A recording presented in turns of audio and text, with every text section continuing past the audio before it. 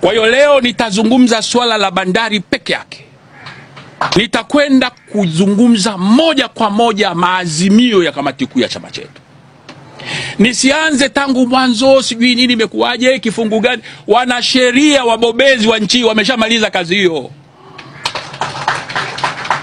Wanasheria wabobezi ndani ya vyama vya siasa, ndani ya taasisi za dini, ndani ya mashirika mbalimbali yasiyo ya kiserikali na katika taasisi huru vile vile wameshajadili vifungu na vifungu vinatutosha. Leo Mbowe na kwenda kwenye maazimio ya kamati kuu. La kwanza,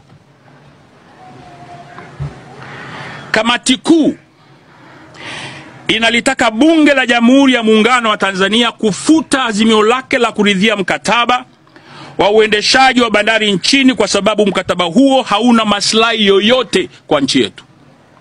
Hilo ndio azimio la kwanza la kamati kuu ya Chadema. La pili, kamati kuu ya Chadema inaitaka serikali kuwachukulia hatua kwa mujibu wa sheria wote walioshiriki kuingiza nchi yetu kwenye mkataba huu mbovu ambao haurekebishiki na umelidhalilisha taifa letu. Kwamba watu wenye akili zao katika mataifa mengine wanatuona watu milioni 65 ni kama mabungazi.